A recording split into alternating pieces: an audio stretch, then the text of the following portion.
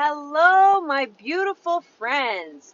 I'm just driving from Souk to Victoria, and I thought, let me catch up with you wonderful listeners and give you some updates, as well as always when I can, share information that I'm learning because I'm always learning, and I love your questions, and whenever I can, I'll be answering them. Okay, so today's question I got was from this lovely gentleman who was asking about, I live in Europe. I love Victoria. I want to buy a place in there, but what do you recommend?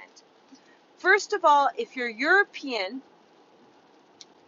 and you want a place that you just want to keep as kind of like your summer home, if it's anywhere in Victoria, unfortunately, if you're going to just leave it there, you're going to, first of all, because you're from Europe, you're going to have to pay a foreign buyer tax. And because you're going to leave it empty, you're going to pay a vacancy tax, double whammy.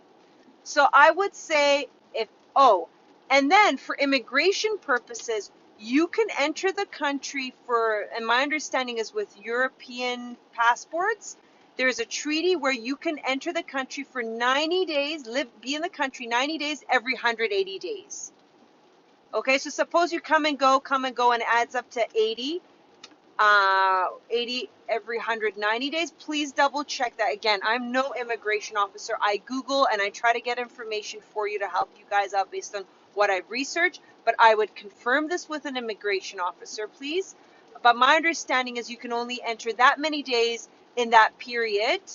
And then when it's up within those 180 days, you have to wait for the next one. So suppose you come for 2 to 3 months, a year, and the rest of the year you just want to leave it empty until you come back the following year. If it's in Victoria, vacancy tax, and if you're European buying it, foreign buyer tax. I need to do a video on that in detail. I'll do it and I'll go into it. But in the meantime, if you want more information on those two, email me at info@bchomegroup.ca and I can get you that information. Now, in regards to where you could buy a property that has no vacancy tax and no foreign buyer tax, in an area called Cowichan, okay? For around 50 minutes from here, there's an area called Cowichan, Shawnigan Lake. Those areas have no foreign buyer tax and no vacancy tax, and we could look there. The issue is, though, those areas, the prices are starting to go up for that same reason of we have Americans, mostly Americans, coming into Canada who want to move here or have a place here and not pay the foreign buyer tax or vacancy tax and have a vacation home. And they're going there, that part of the island, which is beautiful, by the way. I really love the Cowichan Valley. Chemainus is a town along the water, beautiful. So lots of beautiful coastal towns up island that we call, that is lovely as well. But of course, if you can, in the summertime, it's ideal to be close to Victoria. But I mean, if 50 minutes isn't a deal breaker for you, those areas are nice as well. 50 to 60 minutes, you can drive down from there. Okay. So that's the update for my wonderful listener on the European wanting to buy a property here and my advice to them. Speak to your immigration officer. And I do have so that's the other thing I want to tell you good peeps out there. If you're like, Shirin, I need a good plumber. Shirin, I need a good immigration officer. I can always recommend some, who I've heard of are good or who my clients have used. I can always say, hey, who did you use? And help you guys out. So just email me, and as much as I can, I always like to spread the good help your way. Any help, I know if I was in your situation, I'd appreciate that too. So just email me if I can help. I'll send you an immigration officer information as well. What else can I say today? I've been getting a lot of questions on buying property and the legal side of it, and as well as estate. Like, okay, so I had a husband and wife. They're like, oh, we're thinking of buying the property. We're going to put our sons on the property because in the event that, anything happens to me and my wife, the kids can take over the title and not have to face any taxes or inheritance tax and whatnot. Here's the thing. If your sons get married, their wife, and God forbid, the relationship doesn't work out, you need to consult your lawyer to make sure that share And suppose you're still alive and the son has a girlfriend, and they're common law, and she tries to make a claim on his assets. I just want to make sure, if it were me, to speak to my lawyer to make sure that their share of that property cannot be claimed in any event of divorce. So that's the thing, or, God forbid, we all want to be happy, live happy, right? But I always have to explain all scenarios. Just like, when you go, it's so funny when you go to the doctor and you're like, yeah, we're gonna, put a couple of stitches and we're gonna do surgery on you. But there is a chance that you could die during surgery. And you're like, what? And they say, yeah, it's a 1% chance. It's the same way. I like to be precautious with all you guys and say, there's small chances of, God forbid, you putting your son on title and his future wife getting separated and taking him.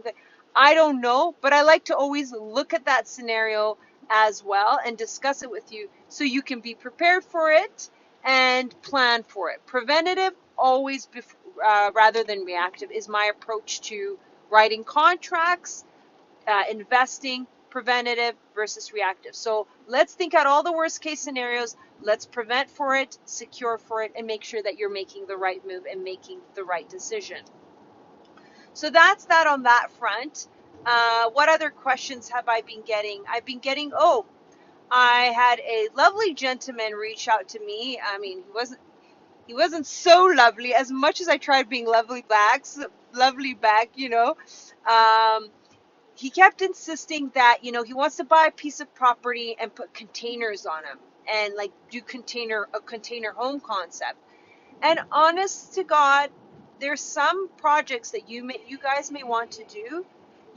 Before it even comes to me, my job is to find the piece of land and find the real estate and see, find out if that land allows that for you. But your job is to do your research to see what type of land in particular it'll require and what areas offer that. I mean, for containers to go on property, I would first, if that was a project I was doing, the first thing I would do is go speak to the city, the municipality. Okay, so city of Saanich, city of Langford, and say, hey, I'm a young entrepreneur and I've come up with this idea where I would like to do containers on property. And I was wondering if any of your zoning, so every land has what they call a zoning. So the land has a restriction as to what you can do on it. You can't just go on a property that's zoned for farming, even though it's big, and start building apartment buildings. Why? Because the land is zoned for farming. It's not zoned for apartment buildings. And if you want to change a farmland to be able for it to be apartment buildings, you go through what is called rezoning. And there's an approval process. Just the same way, you have a big piece of land, you can't just cut it up into small pieces and start building small homes on it.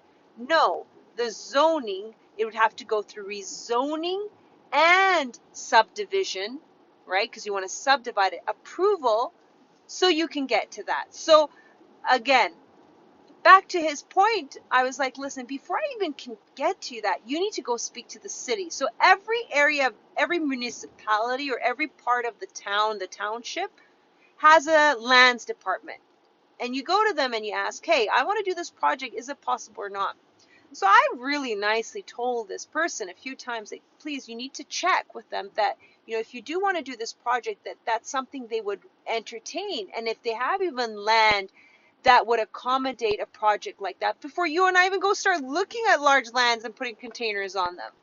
And he wasn't happy with me, which is fine, right? You have this dream, you have this passion, but for your dream and passion to work out, or whatever it is that you want to do, you will need to do research, especially if it's not a very popular ask like that. So anyways, that's some information on zoning and land information.